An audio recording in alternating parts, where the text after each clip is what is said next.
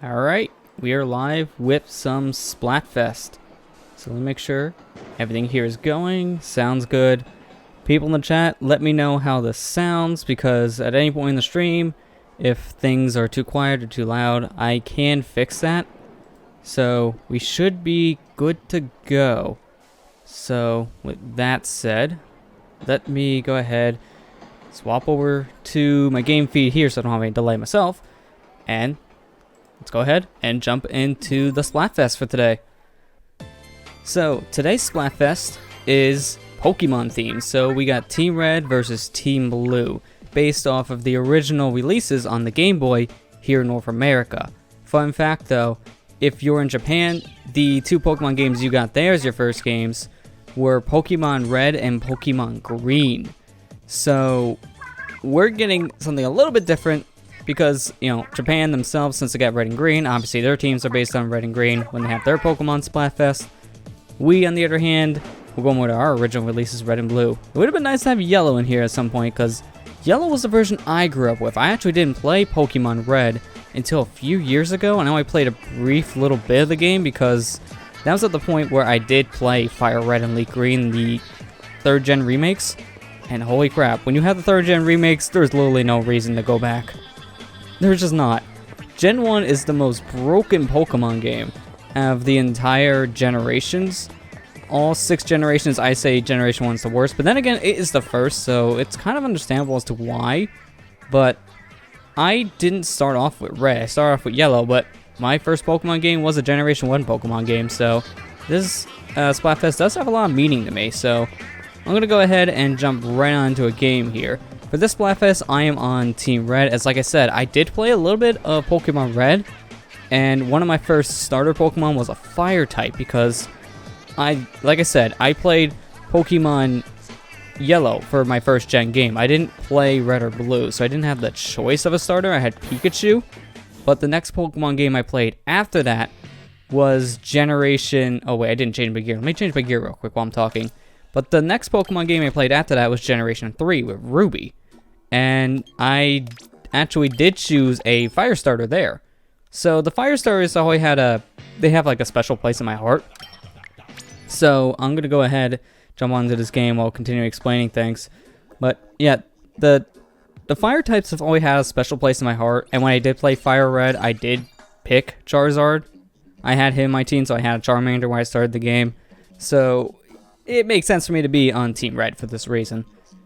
And I did mention earlier, I did play a little bit of Red, so I do own that one. I don't own Blue, so that also makes sense for me to be on the Red team.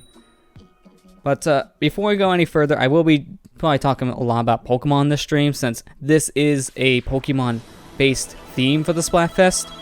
But I want to go ahead and get this out of the way right now, and saying I'm using a different setup here for streaming. Now, in my bio, you'll notice on my Twitch page here that I use XSplit. But for this stream, I'm trying something a little bit different.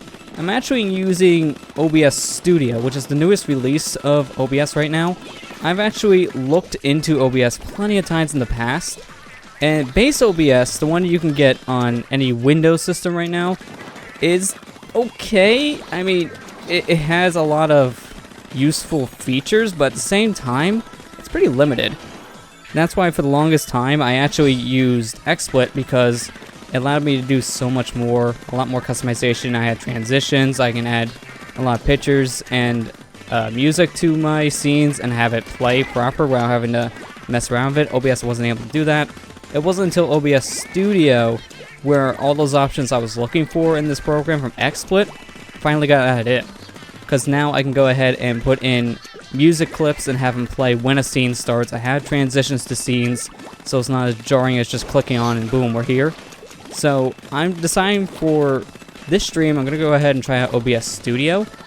So we'll see how well this works, and because I'm using OBS, I'm also trying a different audio setup for this, as in the past, I've had so many audio issues with XSplit, which is why I always kept on going back to OBS just to look at it to see, did this actually improve since the revisions?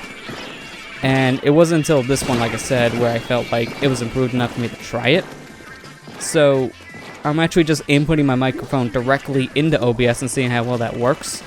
since with XSplit I actually used a virtual audio cable to help fix the crackling issue that XSplit has, because there's a nasty audio bug with XSplit. All the versions of XSplit I've used have it. And it's still there, even with an audio cable, it's still there, and I don't know how to fix that. I've looked around so many different forums and websites, and nobody has a solution. Nobody even knows what's causing that problem. So, I'm trying out OBS in general this time. I said a couple months ago I was going to look into it, but in terms of like streaming on my main account, it just never really happened. So, yeah, I just want to go ahead and get all the technical stuff out of the way. So, I just want to go ahead and mention that, and now we can go ahead and continue on the Pokemon talk, basically. But I guess I'll just add one more thing to the stream OBS thing, and just talk about, like I said earlier, I'm using OBS Studio. I have to stress this because before this was called OBS Multi-Platform. This is the one that works on all operating systems. And I'm running this on Windows 10, which actually I just recently fully upgraded to. Since I was using Windows 7 for so long, had 10 on here as a secondary operating system, just dabbled it with it whenever I felt like. But now I'm just trying to use it as like my primary, just not really using anything but 10. And it's working out. So because of that, I'm actually using my capture card in a different way. Because Studio, funny enough, supports my capture device, which is the AverMedia Live Gamer Portable. But it has audio problems. Like, I'll put it in there and sometimes the audio will just randomly cut out. I don't know why. From the looks of things, the people behind the OBS coding, they're still looking into Live Gamer Portable support, like 100% support. I'm not using the stream engine for this because I don't like the AverMedia stream engine. It's cool that you can go ahead and use it to record while we're streaming, but the audio is so bad with that thing. It's so compressed that it just almost sounds like a tin can. So instead, I'm just using my capture card. I'm just doing a screen capture recording window, and it seems like that's working out perfectly fine. So for me, this is kind of like a test stream as well. So in the end, I'm going to look back at this, see how well it turned out, and now make my final decision if I'm going to make the full-on switch to OBS, or if I'm just going to keep it around and still use XSplit. I'll find out by the end of this stream.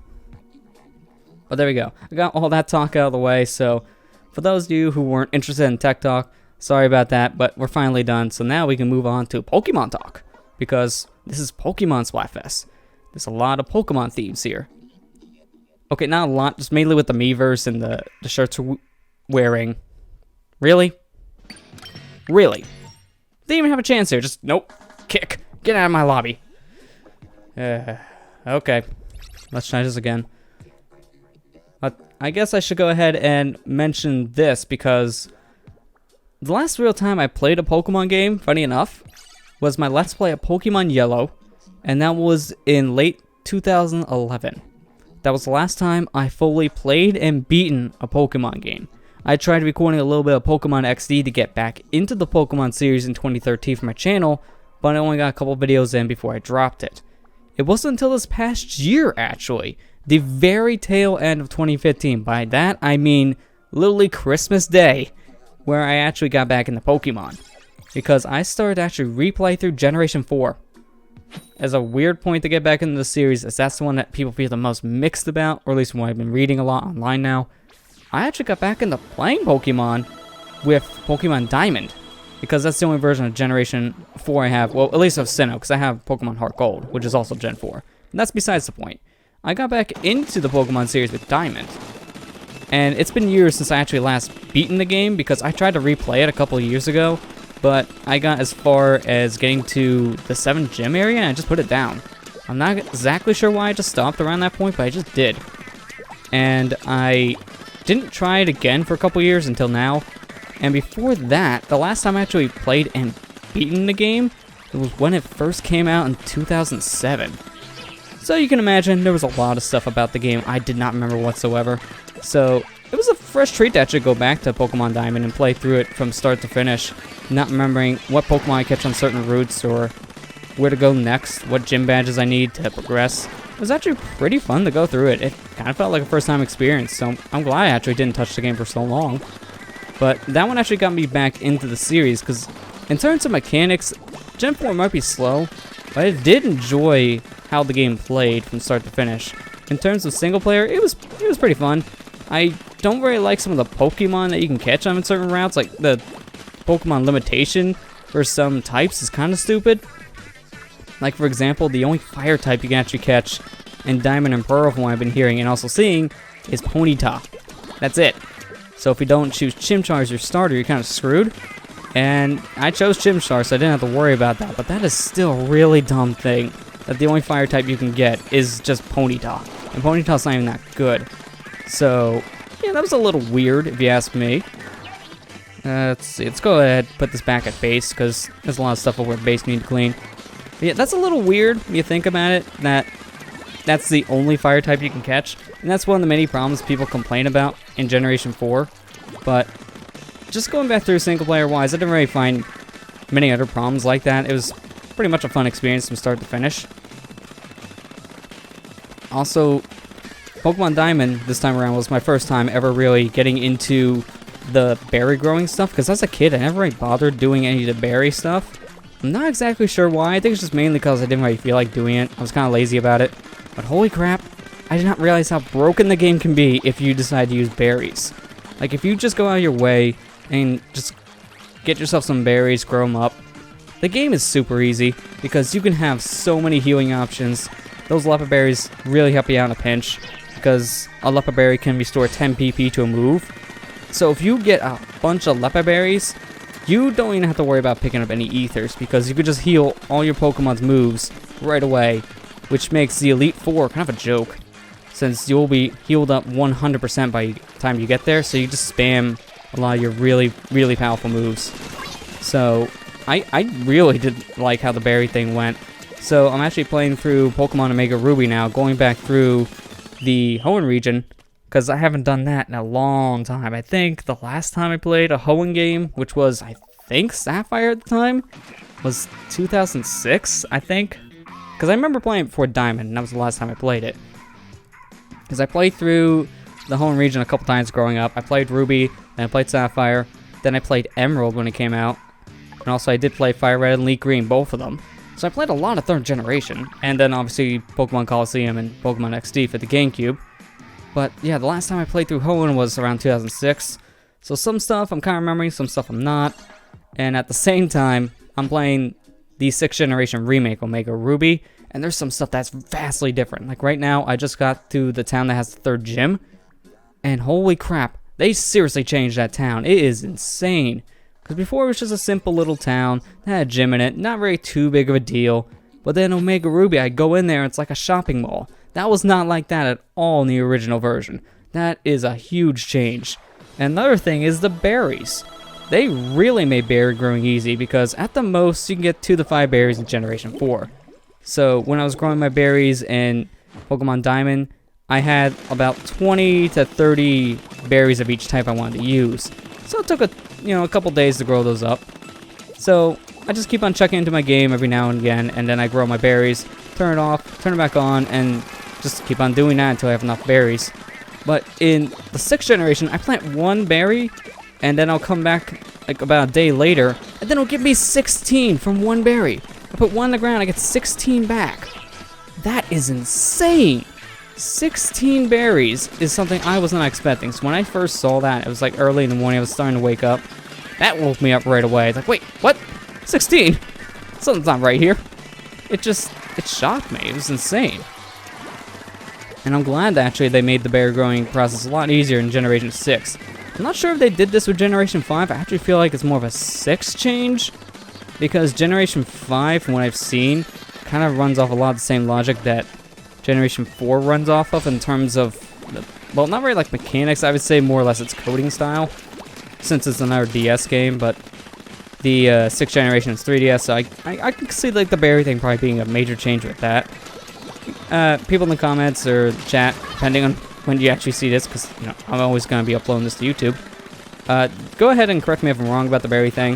If that was a change they made in Generation 5 or 6, you can go ahead and correct me if I'm wrong here. But no matter what generation I change that in, this is still a really amazing change, and it's for the better in my opinion. So I'm really enjoying my ride through Omega Ruby so far. I'm trying to figure out what Pokemon I want to use. Actually, funny enough, catching a lot of Pokemon, really paying attention to natures right now.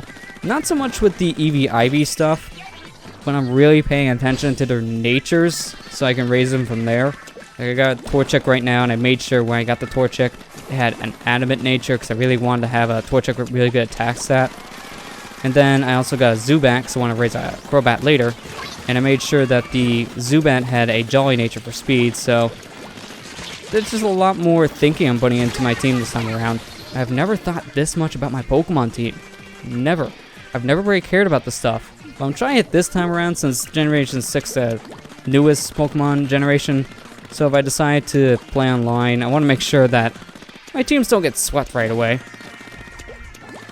And until I get a copy of one of the 5th gen Pokemon games, Generation 6 is going to be my only real way of getting Pokemon, and I only have Omega Ruby, so whatever I get in Omega Ruby is all I'm going to be able to use for a while.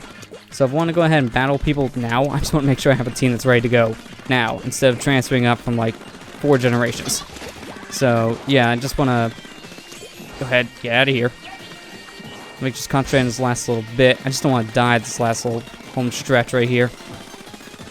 There we go. Alright, we're good. I just knocked the cable down my desk. It's like the first real time I'm actually streaming with my mic stand set up. So for Splatoon, this is perfect. Because I don't really have to worry about the desk being in my way anymore. I just literally raise the gamepad up. It's like, oh, that's perfect. Or look down, still be in front of my microphone. It's great. Because trying to stream before my microphone was on my desk, it was doable. But it was also pretty uncomfortable after a while. So this is a very nice change. But what do we get for abilities here? Jump speed, I never really use that, so if I, if I do, I don't really use it all that often, so not too big of a deal.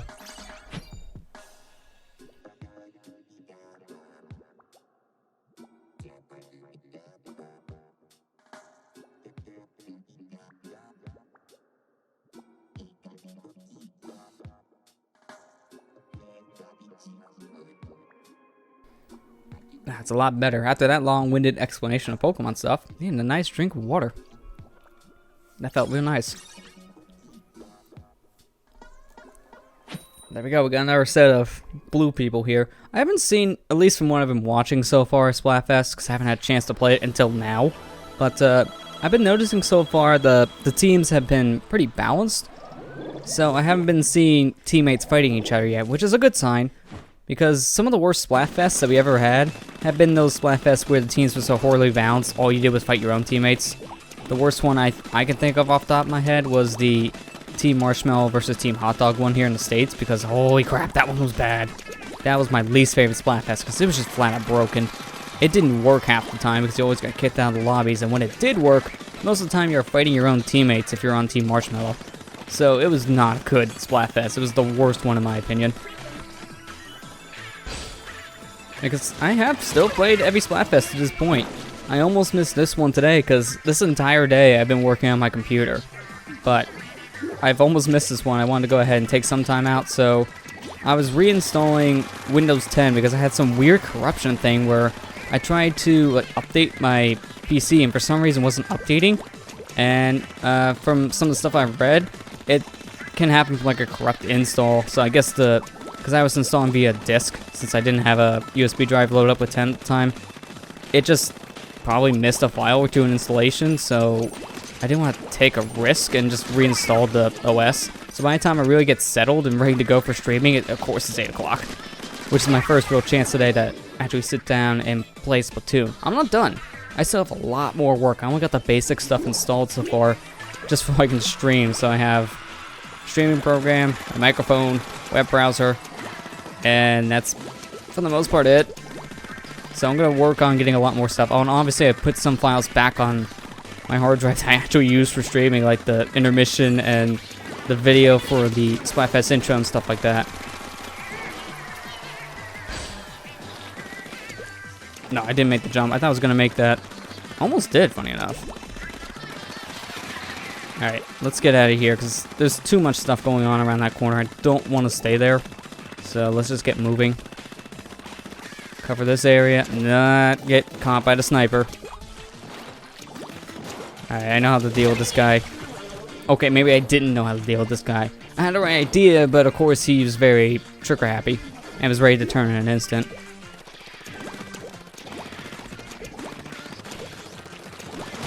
What the? What was that? Oh, of course, there's a random Inkzuka that just turned around the last second to hit me. That's always the case. It's ridiculous. No, you don't. No, you don't. Okay, maybe I do. It's getting silly now. And of course, we got a Squidbagger. I hate those people so much. It's the same thing as teabagging from a Call of Duty or Halo game. It's unnecessary, guys. Hey, I see you. Oh, you're also one of those. You're a Luna. Don't. Nope. I was hoping to take them out to get a little ink spread, but it didn't work. We obviously lost that game by a lot. Like, there's no argument here who won. Actually, there kind of was an argument. That was a little bit closer than I thought. That was going to be more or less like maybe 60 to 30% or something. Well, 60 to 30, that'd be 90%. Yep. That's indeed how you do math. But I thought they were going to have like 60% of the map or something like that. Not even close. So we did better than I thought. Not by much, but it's something. Let's just go ahead and jump into another game here. Now let's go ahead and change up the music. Let's go ahead and load up. I like Hooked, so let's go ahead and listen to some Hook while we're waiting. I mean, this song is more or less good for... I think like this is one of the best songs to listen to if you're playing either Rainmaker or Tower Control. Probably best for Tower Control, because that's where I first heard it. It works really good for ranked mode, I noticed. Go ahead and check some stuff here on my machine. Make sure everything isn't dying yet. So far, everything's alive, so that's a good start. See, whenever I use new software like this, I'm always hesitant because I never know what's going to happen. So, of course, I'm going to be nervous. And of course, I'm going to be checking things every 5 seconds to make sure nothing broke yet. Well, that's how I am. Can't help that. Alright, next match is about ready to begin. So let's go ahead and hopefully win this one. But I guess now while we're going through this, I can go ahead and talk about some more Pokemon stories for now.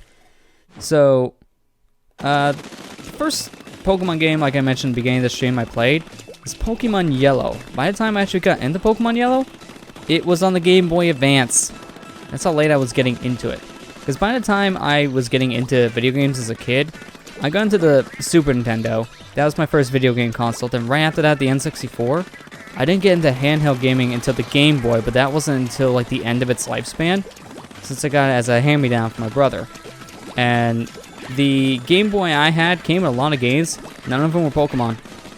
And it made sense for me because at the time, my brother was like 16, I believe, when he gave me his Game Boy. So it made sense why I didn't get it from him, because he didn't grow up with Pokemon games. By the time Pokemon came out, he was probably too old to really be interested in the series. And I got, like I said, Pokemon Yellow when I got my Game Boy Advance, since it was able to play Game Boy and Game Boy Color games. So that's what happened with my Pokemon adventure. So at that point, it was a little too late into the second generation to pick up that game as well. So I only got to play Pokemon Yellow. I never beat it as a kid. I think the first time I actually beat Pokemon Yellow was for the Let's Play itself when I was practicing. Because I played through the game on my copy of the game on the actual cartridge while I recorded on an emulator. And the first time I actually got to beat it was during that Let's Play itself, before I actually recorded the finale.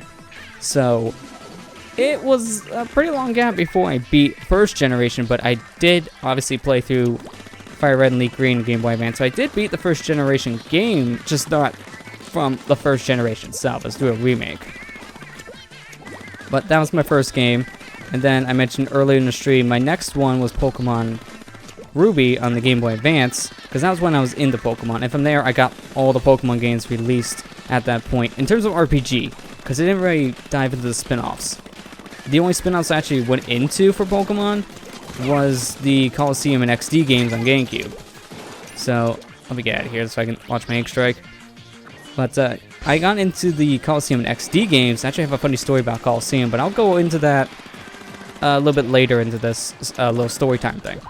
But yeah, I played through 3rd gen with all 3 of the games, Ruby, Sapphire, and Emerald, and I really enjoy 3rd generation. That's one of my favorite ones to go back to, but it's mainly because of nostalgia, since that's the one I grew up with. it was really good. I really enjoyed 3rd generation. It was a lot of fun. And I played through, like I said, Fire Red and Leaf Green. So that was how I beat the 1st generation games. So that's how I got through Kanto. And that's the version I recommend anyone who want to play 3rd generation, or well, not 3rd gen, well, that too. I can recommend Fire Red or Leaf Green if you just want to get into 3rd gen games. But, oh man, please don't die. I'm just going to fight us back because a teammate fired their ink strike there near their base. So I didn't want to have a double ink strike there. That would be pointless. So I just kind of fired it down there in the bottom of the map. But going back to the story, yeah, I mentioned earlier I beat 1st generation Fire Red and Leaf Green. So that's how I got to experience the Kanto games. And afterwards I got Emerald. But I want to go ahead and try out Pokemon Coliseum at the time because that came out. It was a 3rd generation Pokemon game. At the time, advertising that it contained mostly 2nd generation Pokemon. So I was like, yeah, I want to go ahead and pick that up. When we were buying the game, it was at my local Walmart, actually the Walmart that is still closest to me here. When we went to buy the game, we were checking out, and the guy at the cash register said, hey, would you like this? And then he took out the bonus disc for Pokemon Coliseum, which is the one that gives you a preview of the movie at the time. I don't remember what the movie was. It was the Jirachi movie. And it also gives you a preview of Pokemon Coliseum, if I'm not mistaken. Kind of pointless at that point, because you're getting it with the game. But the most important thing was it came with the game for me for free, and it had Jirachi in it. The guy was just like, here, you can get this as well. There's no extra charge, it's thrown in. And I got the game at the release. It was like a couple weeks after Pokemon Coliseum was released, and that was a pre-order bonus. So the guy was like, here, you can have this, and I got the bonus disc, and I had the link cable for the Game Boy, the GameCube, trying to think how to describe it, tripping over my words right now. Cause I'm thinking like 5 things at once, so my mind's just going all over the place. I do apologize for that. But yeah, I had the cable to link up my Game Boy Advance to my GameCube, so I was able to hook up my copy of Ruby and Sapphire to the Coliseum bonus disc and get Jirachi. So I was able to get a very legendary Pokemon back in the day very easily, because the guy at Walmart was like, here, you can get this, and there's no extra charge. When that was a pre-order bonus that I technically shouldn't have gotten back then, since by the time I got the game, it was a couple weeks after. Meaning that bonus was done. So I got really lucky on that one. And I still did this to this day, so I can still get as many Jirachis as I want with Ruby and Sapphire. I think it only just works with Ruby and Sapphire, not Fire Red, Leaf Green, and Emerald.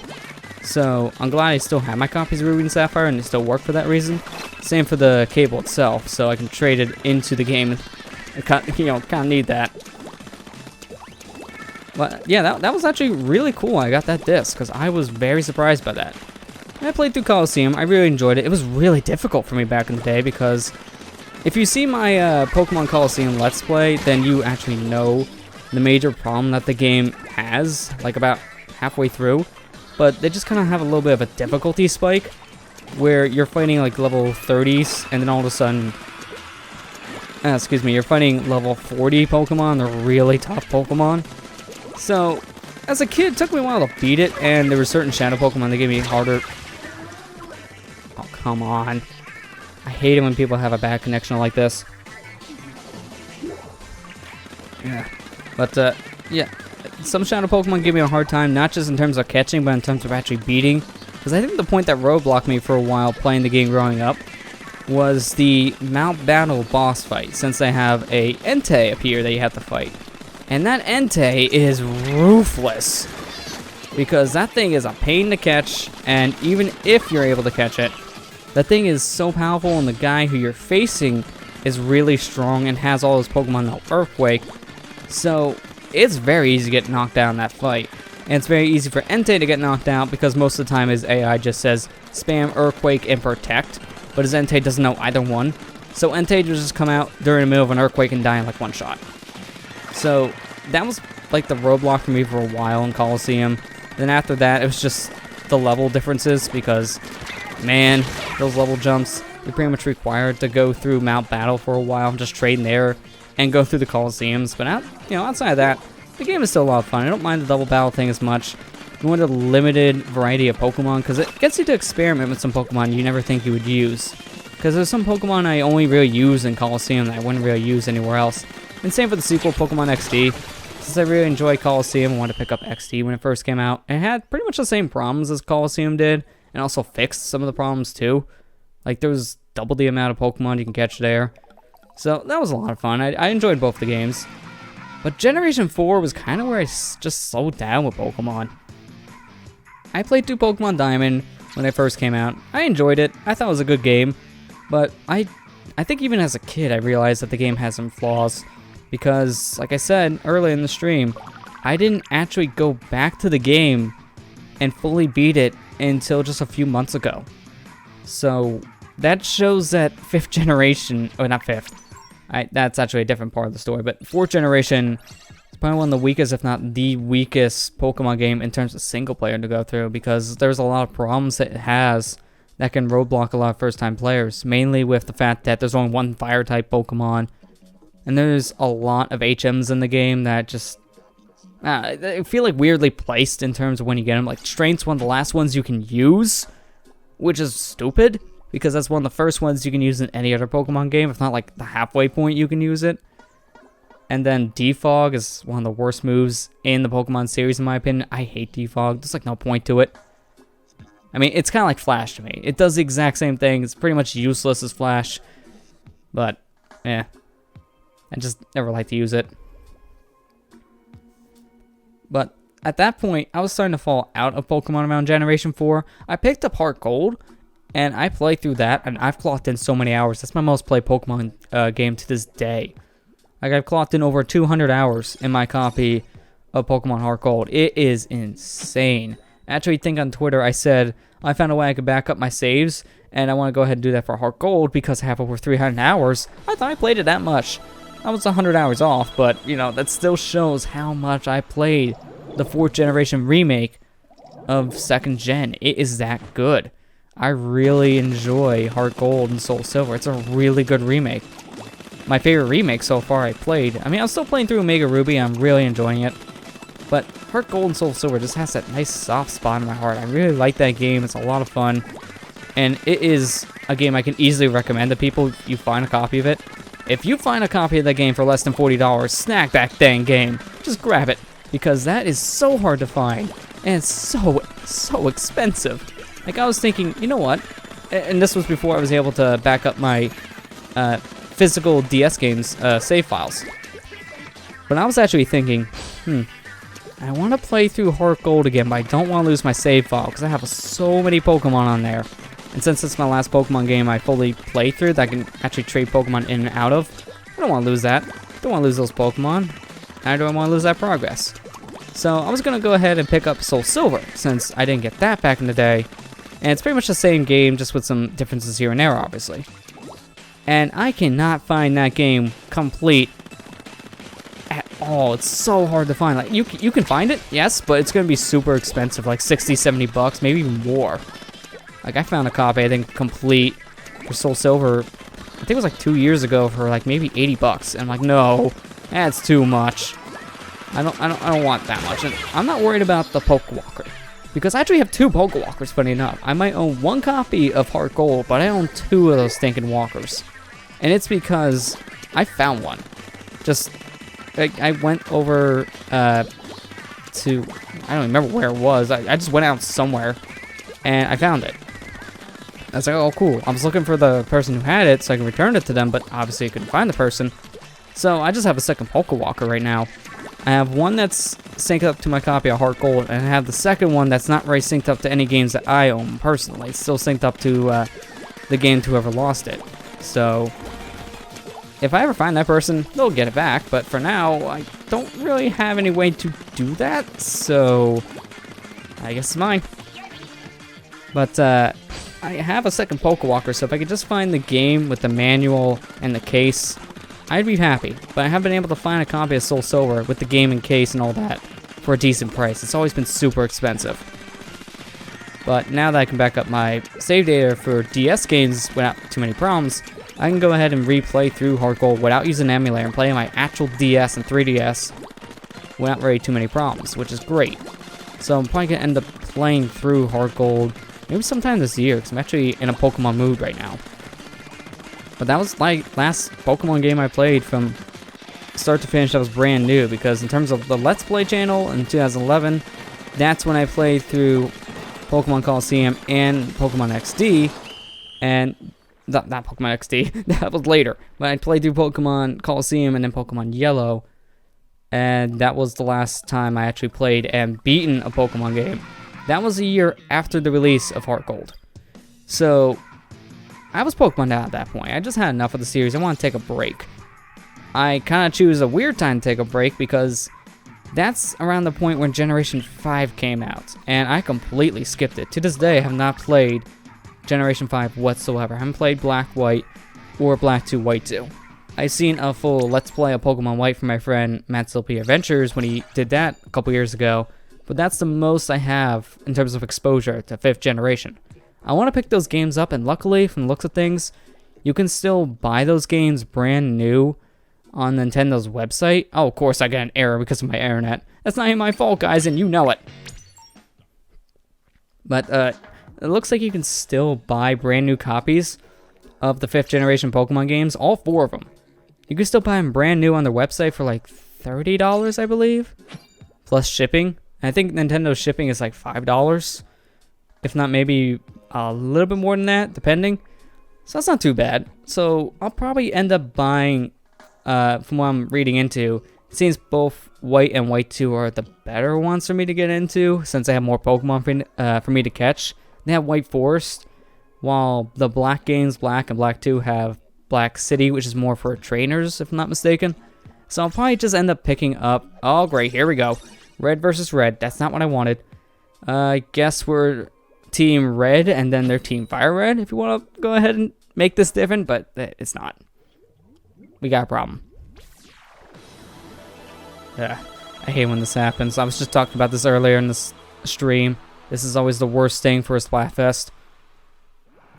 But, yeah, I mentioned before, I want to probably go ahead and pick up both White and White 2 because of the White Forest. And apparently they have some kind of a link up. So I'm probably best off getting the same version of both 5th generation games.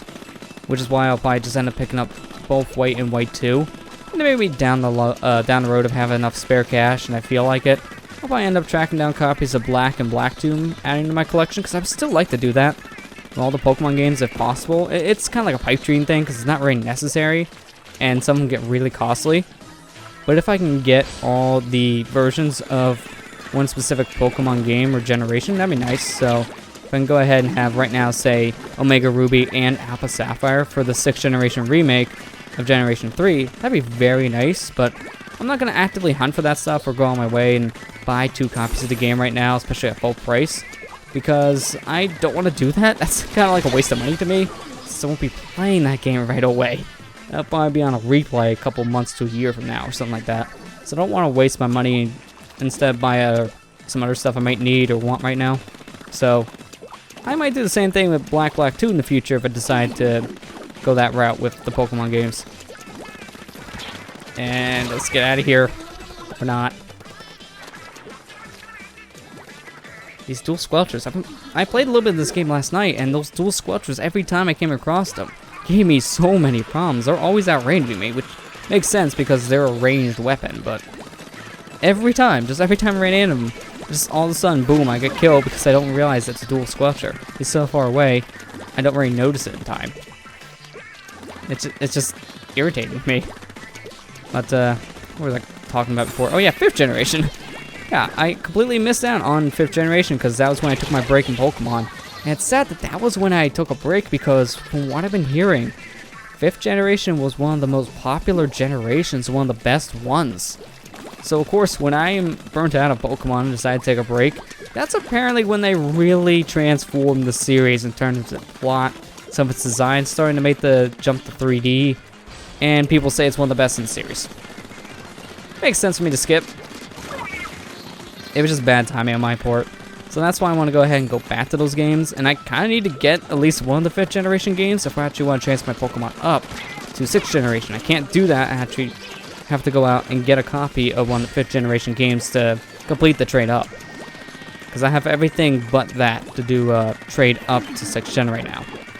But I'll end up doing that at some point. getting one of the 5th generation games just so I can do that, and because I also want to play through them. And when I get the 5th generation games, I'm probably going to pick up both of them at once. Just because I'll like play through, like say, White and then immediately go into White 2. That's probably what I'm going to do. So I'll be doing that probably sometime in the near future. Maybe sometime this year. Depends on finances and other games coming out. Because the next game coming out that I'm going to be getting is probably Twilight Princess HD at this point. And then possibly Pokémon Tournament after that. I have to look at release dates because I'm not sure. I got these games pre-ordered and ready to go. I'm just not sure what comes out first. I think Twilight Princess comes out in a couple weeks. And then it's Pokémon. So I'm looking forward to these games. Looking forward to going back through Twilight Princess because I really enjoyed my time with it when I recorded the game in 2012 for my YouTube channel. So we need to go back to the game. But back to Pokemon, because that's what we're talking about here. I'm not talking about some stinking Zelda. This isn't the Zelda Splatfest. Although I would like one of those. It's the anniversary. 30 years of Zelda. Maybe we can get a Team Link versus Team Zelda or something like that. That'd be cool. I mean, of course, yeah, let's do this. Team Link versus Team Ganondorf. What do you mean there's like one person on Team Ganondorf? Don't make it biased. Now, if anything, you want to do something like maybe Oracle Seasons versus Oracle Ages or something like that. Try to find some kind of a tie to the series that's very similar. That way, you won't have people just all on one side. If you do a Zelda Splatfest, I can only think of the Oracle games right now, since that's the only real time they did a 2-game split thing, but it was pretty much the same deal. So that's the only real example I can think of. But, you know, there can be other things they can pull from the series to make a Splatfest. It's very possible. But back to the Pokemon thing, because I'm talking about how I skipped Gen 5. I'm going into Gen 6 now. I haven't played the 6th generation Pokemon game because I didn't get a 3DS until this past Christmas. I've been waiting that long to get a 3DS. I've just been out of the handheld scene for a while, but mainly playing console games. So it made sense to me to skip the 3DS for a while, and in a sense I kind of regret it at this point because there were so many 3DS games I wanted to play, and some of the ones I actually want to play I can't find for a decent price. Like, I want to go ahead and pick up Kid Icarus Uprising, but if I want to go ahead and get a brand new copy of the game, I'm probably going to have to pay at least $50, if not more, just to get it. So it's not cheap, and it's not going to be easy to get. And that's unfortunate. Some games just had that problem. Even the Wii U games had that problem, just because they're very limited prints. But now that I'm into 3DS games, I've been picking up some new and older games, and one of the first games I wanted to pick up for the system was one of the 6th generation Pokemon games. And I wanted to get the remake first, because I haven't played through the 3rd generation ever since it really came out. And then, well, the multiple versions of it. So last time I played it was 2006 with Sapphire, and before that was Emerald. So I haven't played the game in a couple years. I wanted to go ahead and go back to the generation. So I got myself a copy of Omega Ruby and have a little bit of a story with that one, because I got the game through a deal Walmart was having, because Walmart was selling the game with the pre-order figurines, and it was like $30. And I had a Walmart gift card still at the time for $5, so I got $5 off my order. So, and total, when I did a site to store, so I went to pay for shipping, and had $5 with a deal going on, I spent like $26 with tax on Pokemon Omega Ruby, and it was amazing. And I got a free little figure with it, which is cool. I got the Alpha Sapphire one because that's the only one that had in stock at the time. And it's cool. It's a nice little figure. It just is very cheap. And the reason why I say this is because when my order came in and I went to pick it up, I opened up my figure when I got home, and it was broken. Like one of the pieces of the back fin, I believe. I'll have to take a look at it again to make sure, but I think it was like one of the back fins on Kyogre was snapped off, and then Kyogre wasn't even attached to the stand. He was just kind of detached and just floating. So that was a little bit of a problem. So what I actually decided to do before they went out of stock is I ordered a figurine separate. So that free $5 I mentioned earlier I pretty much had because of a gift card I saved.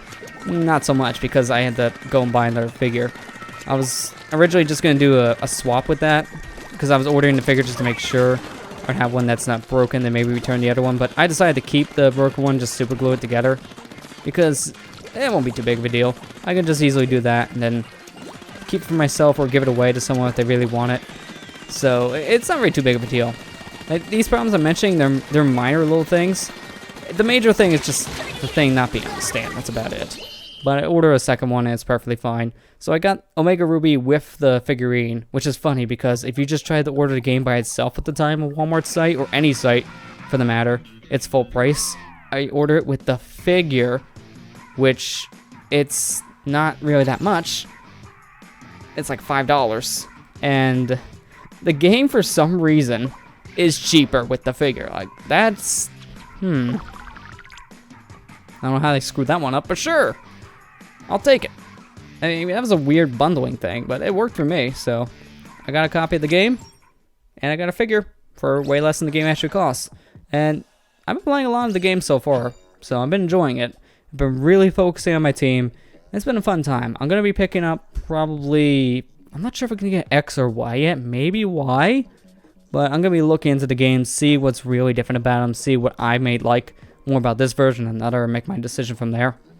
But I'll probably pick up one of those games some point this year as well, and play that, if not maybe next year. And that's pretty much all my experience with Pokemon. It took me almost an hour to explain all that. I mean, it makes sense because there's so much to go over. Since there's 6 generations of Pokemon to talk about here, there is a lot of information for Pokemon. So, it makes sense for me to go over all this in detail just by talking about my own personal experience. And it's like almost an hour into the stream, and having mentioned this at this point, we might be Team Red, but because there's no red ink in Splatoon, we're pink ink. It's close enough. Even though in the darker lighting for the Splatfests, this doesn't really look that manly at all. It's really looking like Pepto-Bismol in my opinion, so... yeah, not really Team Red, more like Team Pepto-Bismol. So, if you want a Charizard, don't look for us. But if you want to go ahead and take care of your heart problems and just calm down your stomach, yeah, here, look at us. We might be able to help. Well, actually, I don't know what the heck I said with the heart problem things. This is not like a heart medication. It's more or less just for like upset stomachs. The heck is this guy doing? He's just kind of like staring there with his... oh. He's cracking. Either way, he's still staring there with his bomb rain throw. He's not doing anything. That's a little weird. Sometimes I just wonder what the heck my teammates are thinking. And again, I think that all the time when I was playing Splatoon. Like last night, me and my friend Matt, we were playing some Rainmaker. I saw a lot of my teammates just kind of doing random things. Like, just taking the Rainmaker and running face first into the enemies. Like, guys, you don't do that. They were pretty well experienced. They're kind of high level up in the rank modes. Like I think some C+, some Bs. I think maybe even an A. And I saw some of those guys just like head first run into the enemy bases and right in front of the enemies themselves. Not even remembering, oh wait, there's probably people here. And they just didn't really look. They just ran head first, which was a major problem. Oh, someone here. Get him out. There we go.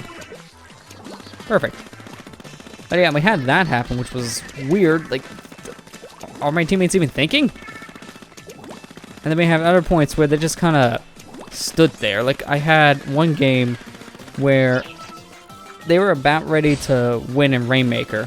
They were a couple points farther ahead than us with distance, and one of their teammates got the Rainmaker in the end and just stood there on a ledge, camping out, waiting for the game to end. And it was just, it was so dumb because, dude, you're not even paying attention behind you. You just got blindsided because I saw that and I went over and I shot him in the back. He didn't even pay attention. I don't know what the heck people were thinking last night. And again, this is Splatoon. And perfect time for Matt to even appear in chat. Yeah, he remembers it too. Yeah, those people were dumb. Also, how you doing today there, Matt? You missed the entire Pokemon story. Basically, I played Pokemon. There's your gist. Actually, for anyone watching the stream, I cried live. That entire hour story is just summed up as I played a lot of Pokemon. Fell out, and then I get back into. Like that's it.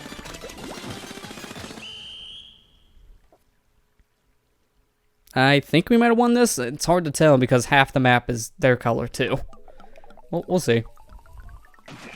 Oh yeah, we got it. It was close. I mean, I was nervous for this, but then again, you can always be nervous when it comes to the end results.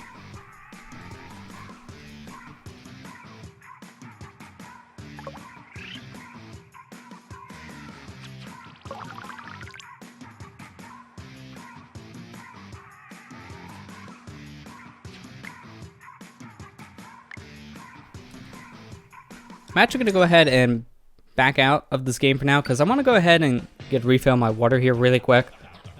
So I'm going to go ahead and do that. So with that said, I'm going to go ahead and cut over to intermission here. So I don't need this audio anymore. Who needs audio? We'll just mute the game. So with that said, I'm going to go ahead and go over the intermission here. Where is it? There you are. Hopefully the audio isn't too loud. I'll swap over this scene, but we'll go ahead and grab a refill of a drink. So stick around. We'll be right back with some more Splatfest.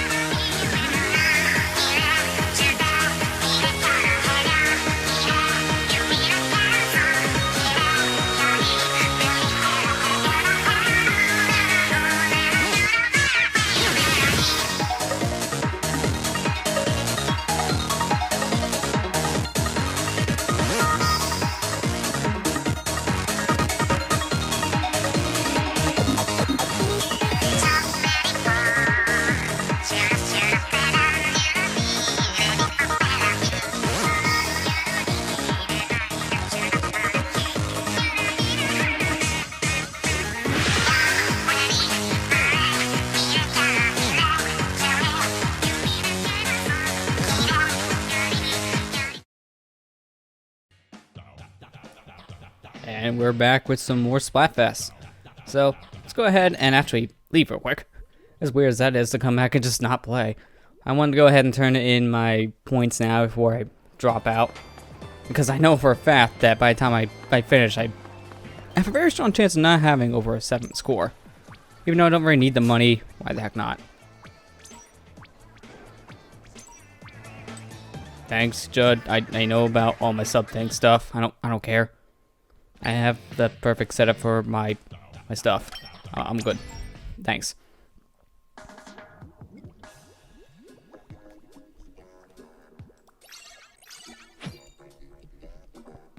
Hey, would you look at that? We got Ash. Makes sense. Especially because Pokemon Red, Protagonist is technically red. Or he could be blue if you're playing blue, but that's besides the point. Red's the canon name. It's what you fight in gold, silver, crystal, or gold, silver, silver. That's what I get for talking fast. It's also the name of the character from the manga, so it's red. Team Red's definitive. Just finding weird names. Just weird reasons for this.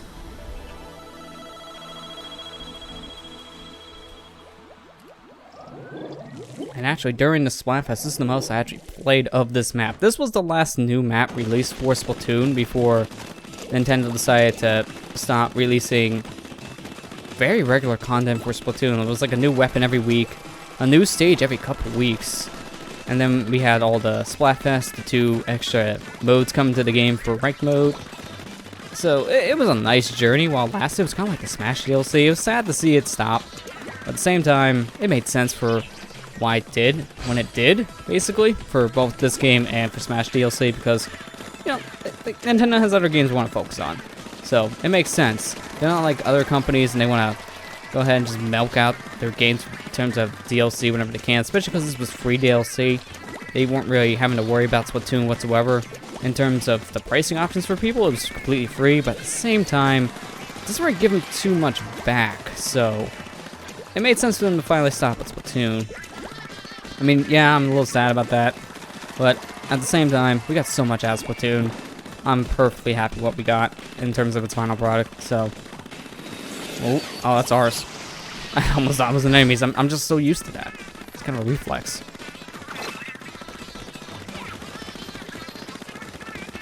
Let's go ahead and get that enemy out of here. I mean, I'm glad at least they're still doing Splatfest after all the stages and weapons are done. Because if they weren't doing any more of these, it just kind of feel very, very pointless to the snails to be in the game at this point.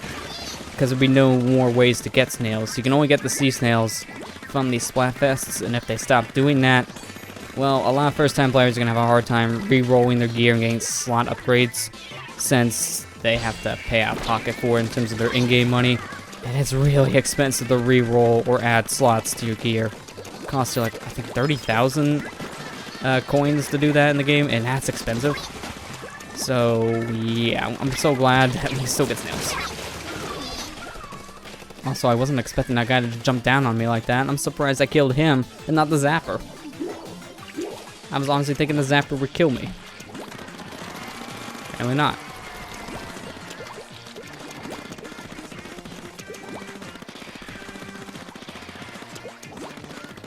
What are you saying there, Matt? I would like if they release another way to get snails in the game. I'm not sure if they will, because if they continue to Splatfest, obviously they have no reason for it. But so far, they're still continuing the trend of 1 Splatfest a month, if not maybe 2, depending. But so far, we've still have these Splatfests apparently coming into the game. Get out of here! Oh, jeez, it was close. So as long as we keep getting Splatfest, we should be fine in terms of the snails. And I'm more or less concerned for that for new players, because at this point, I don't really care if we have any more Splatfests or not for snails, because I'm set. I have 140 of these things, so I'm set. I'm still pretty salty about that one Splatfest. I missed the snails because they changed the date so fast for the next Splatfest that I couldn't redeem my snails in time. It was the last Splatfest I streamed, which I don't remember what that was. I gotta look at it. Let me actually take a look real quick in my archives, because that was the one that I actually didn't get snails for, which sucked. Let's see. Here he is.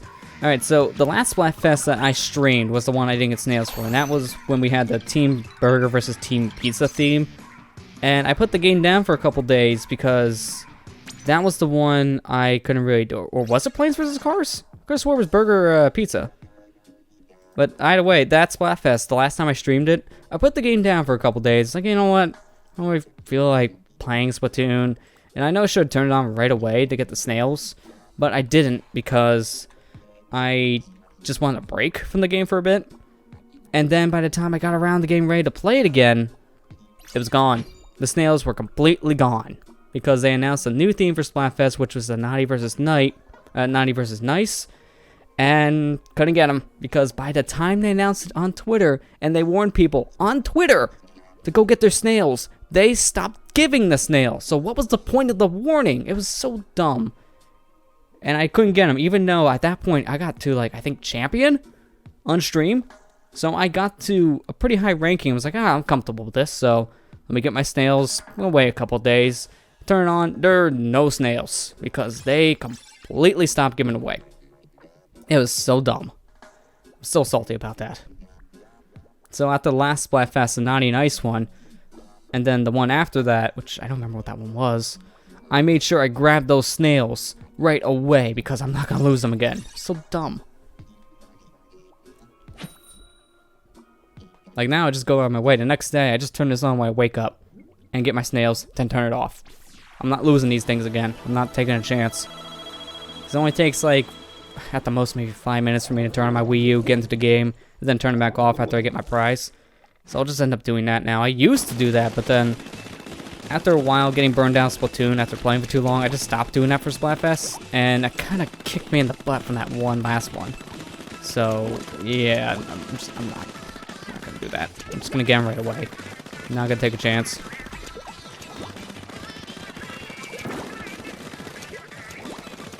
But I guess now, because more topics to talk about, I guess I can go on since we're still in Pokemon theme. Splatfest hasn't changed. I guess I can go ahead and get killed by a brush. Not what I wanted to talk about, but alright, Kevin. That's what you get.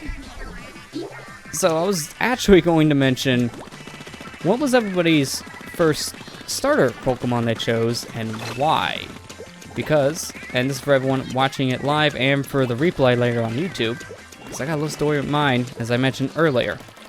So, like I mentioned, Pokemon Yellow was my first game, so it was Pikachu for me. So, Pikachu is my first starter, and if you play Pokemon Yellow, you know you can't evolve it. So, throughout the game, I'm just playing with this basic Pikachu. Can't really do all too much in terms of stats, because it's much better as a Raichu. But if you don't want to count Pikachu, my first starter was technically a Torchic, since I didn't grow up with red or blue, missed out gold, silver, crystal. So the first game I get to pick my starter in was Ruby. So I chose Torchic. And it was because at that point, like I said, I already played through some of Pokemon Yellow. So I knew about the fire type, and I did like that type back then. And I saw Torchic, so it was a fire type. I liked the design, so I chose Torchic. And I was very happy with my choice. That was actually one of the best starters I probably could have chosen, because Torchic is really, really useful in third generation, since later on it will evolve into a fighter-fighting type. Well, in terms of stats, it's actually a pretty good type. In terms of weaknesses, it's not that good, but in terms of its stats, it is. And Torchic was one of my most useful Pokemon, if I'm not mistaken, during my playthrough of Ruby back in the day, because that typing really helped. The attack and special attack stats were pretty good. And this is overall a really good Pokemon. So, for a while I also started to just continuously choose fire types, because in Pokemon Fire Red, I chose Charizard, my first starter in that game. And then in Diamond, I chose Chimchar. Once again, it was a fire starter, which later evolved into a firefighting. Apparently a trend that didn't, they didn't think that people were sick of until after Gen 5. Why? But yeah, that was a trend that happened for a bit, and like I said, I skipped Generation 5, so I didn't get to play that. And I'm not sure what I would choose when I get into Generation 6. I'm not 100% sure yet. I'm not looking into anything whatsoever for X and Y when I play it, because I want to have that as a nice, fresh experience. So, I don't know. But when I'm playing through Omega Ruby right now, I chose Torchic again, because that's what I first picked. That's what I'm picking again. I really like that Pokemon. But I have a trend of just picking the fire type whenever I have a chance to. I don't know why, I have this attachment with the fire type. It's one of the better types to me from the series, so I guess that's probably why. Just a big old attachment. I really like the type. Can't help it. Matt's saying he likes Chespin from, that was, yeah, 6th generation. I don't know why I was thinking 5th. No, I don't remember what the thing was called from 5th. I think it was Snivy from 5th? Yeah, it was Snivy. Chespin 6th. I've heard people say they like Chespin. Like I said, I'm not sure what I'm gonna pick. I'm not looking into anything for that one, so I'm probably just gonna see a type and like look at the design and then see the typings and think, I want to go through this game with a grass, a fire, or a water type, and go from there.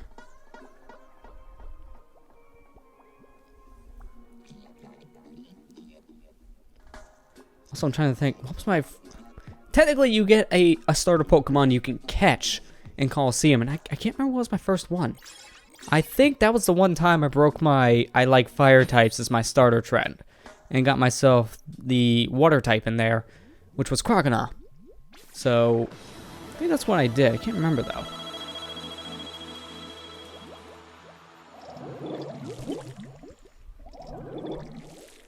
Like how I'm talking about Pokemon X and Y, and of course, the blue team has X, which, if you look at the cover art, the X is written in blue. It makes sense.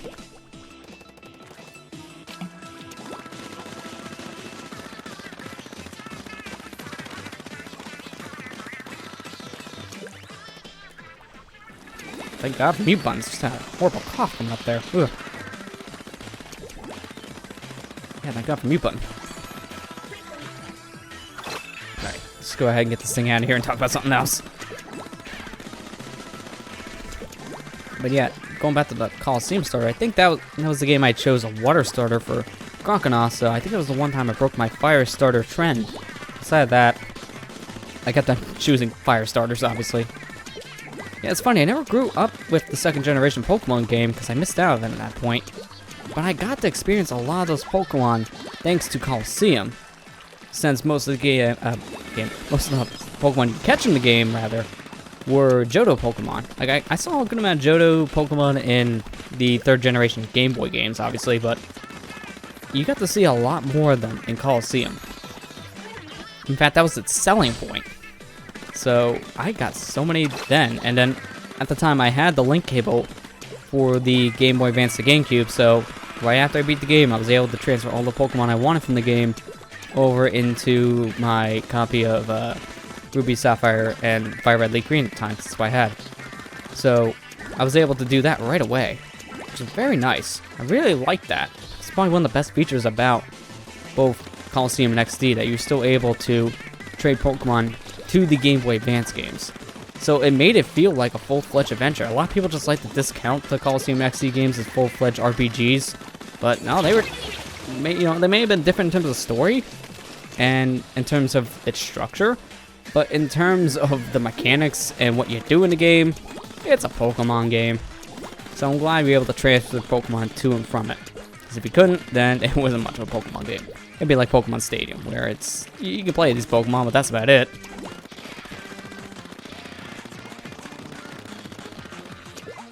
Man, but I remember all the hardships I had through Coliseum, and then getting to trade in my Pokemon in the post-game, making it way easier. Like having all those Pokemon from my... Oh, crap, please. Okay, good. Having all my Pokemon I could just trade in like that. It's really, really convenient, because post-game, those levels are so high, so I just trade in Pokemon from higher levels, and I'm good to go. It's so nice. Trading back in the day was really useful. For the most part, I traded with myself.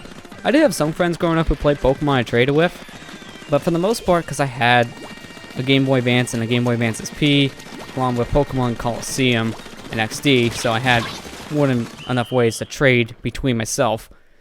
I just decided to trade with myself most of the time, since most of the Pokemon I wanted, I knew what to get, I knew what I wanted to trade for it, which is, for the most part, just things I didn't really care about, so it was easy to manage. I did trade with some people from time to time, and it worked out. But for the most part, I just like, here, I'm going to just trade myself this Zigzagoon for, like, this, I don't know, this Groudon. I just didn't care, because for the most part, if I'm trading something over to a different game, it's to stay on that different game. So it didn't matter where I traded back. But those were the good old days back then. Generation 3 was the last generation that utilized the link cable. So you were wired up with, like, this 2-foot-long cable. Very short. Couldn't really go too far. Good times. Although Fire Red and Leaf Green did introduce that wireless adapter, so they started to go wireless somewhat then. I say somewhat because you still had to be pretty close to the Game Boys just to get the wireless to work. It was a pretty cool idea. I liked it. Although when they went full on wireless with the DS, thank you. That was just the best way to go.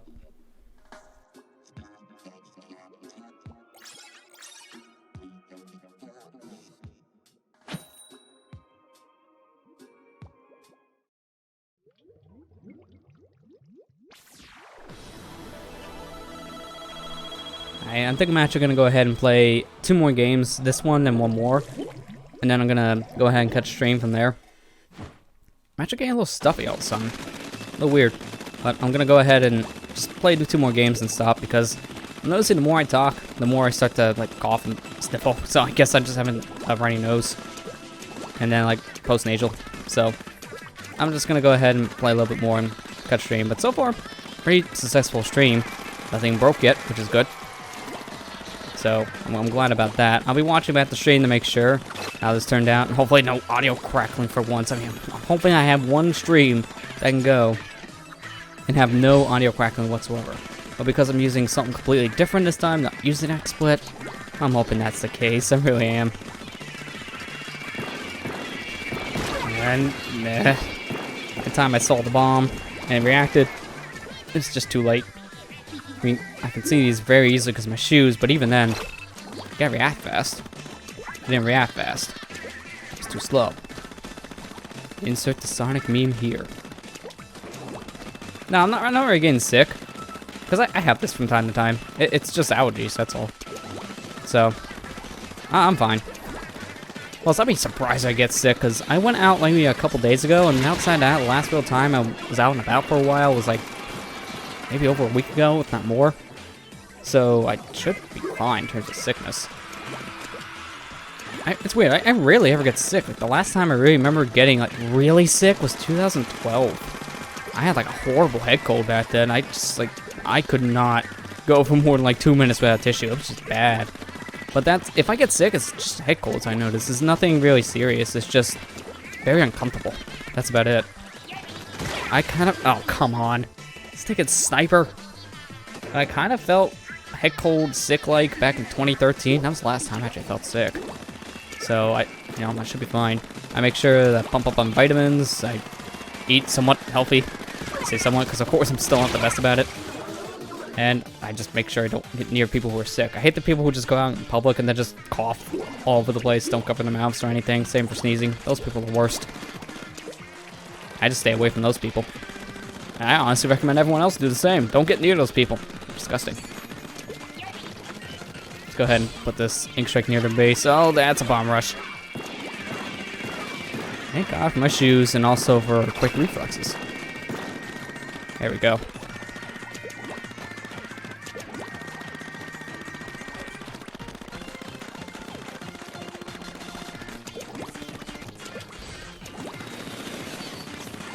Now, come on, insult to injury here, guys. We're already pretty much covered. You don't have to add another layer. Oh, no, no, no, no. Get away from that guy. Good. Go away from him. Cover as much as we can. Get ready. 1, go. Oh, man, that was close. That was so close to getting, well, into a big problem. I mean, we still lost by a lot, but my points were good. I did a good job, my team. My members were slacking. I didn't slack. I did a good job.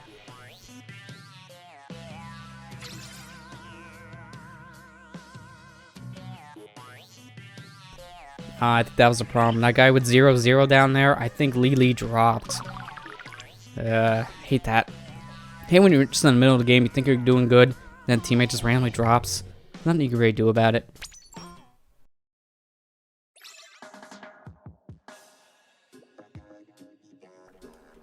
Alright, one more game. Let's go ahead and change up some music while I'm waiting here.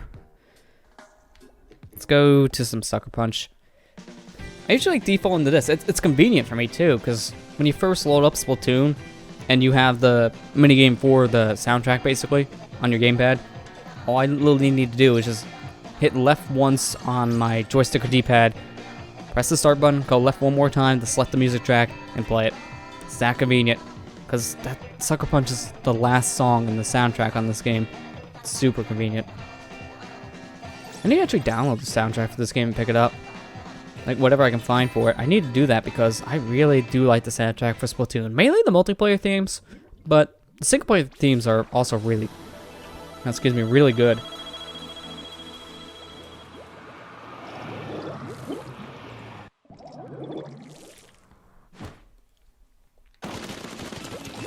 Do we have a slacker back there?